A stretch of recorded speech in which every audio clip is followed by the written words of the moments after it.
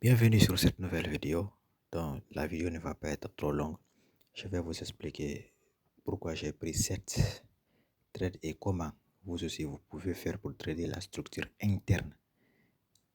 Vous voyez ici, nous sommes sur le gold. J'ai pris ce trade aujourd'hui à 6 heures. Nous sommes mercredi le 8 juillet. J'ai pris ce trade à 7 heures, du moins. Avant qu'il se sorte, on avait une très prise de liquidité à l'interne. Ici, ce que le prix a fait, il a pris de la liquidité interne, mais il n'a pas pris celui qui se trouve en haut. J'ai visé 8 R et puis j'ai atteint le TP avec succès sur ce trade. Voilà ici d'abord, nous avions quoi? Nous avions une supply zone là-bas. Le prix n'est pas arrivé là-bas. Maintenant, il est venu prendre de la liquidité dans la structure interne qu'il a formée. Qu'est-ce que quand j'ai vu ça, je me suis dit, ok, le marché est trop baissier pour venir prendre de la liquidité en haut parce qu'il n'y avait même pas de mèche là-bas. Donc, je vais me concentrer de ce que le marché a créé à l'intérieur.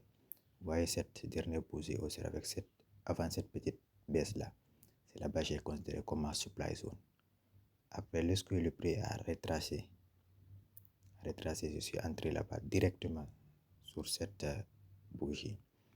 Je suis entré là-bas parce qu'il y a plus de liquidité à l'interne et le marché a fait une petite cassure là. Si c'était un M15 ici, si c'était un M5, c'était vraiment visible. Et puis j'ai visé les bas et j'ai TP à 10 heures, je suis revenu, j'ai regardé, j'avais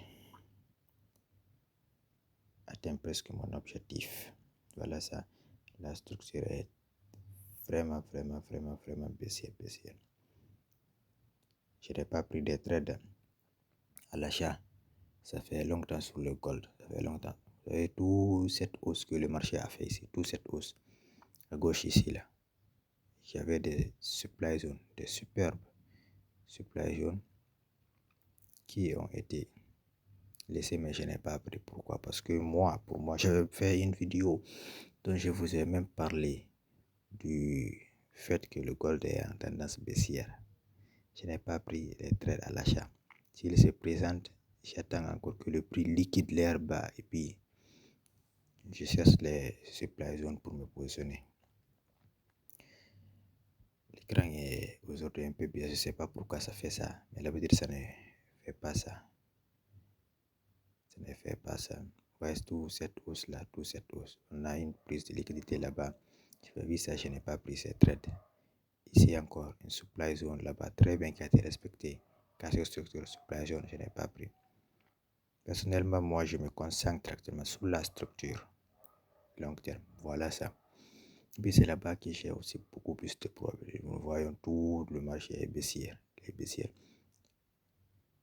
Il fait des points bas de plus en plus bas. Après, il corrige. Après, il rechute encore.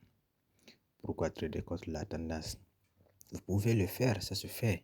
Mais moi, je n'aime pas me positionner contre la tendance. Je vais avoir toutes les probabilités de mon côté de réussir mes trades.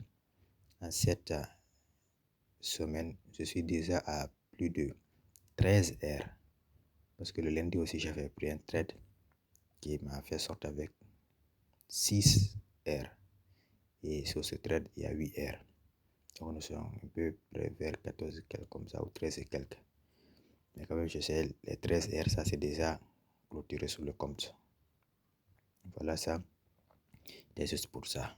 Pour vous montrer. N'oubliez pas de vous abonner, de liker et de commenter. La vidéo est un peu bizarre, mais je vais régler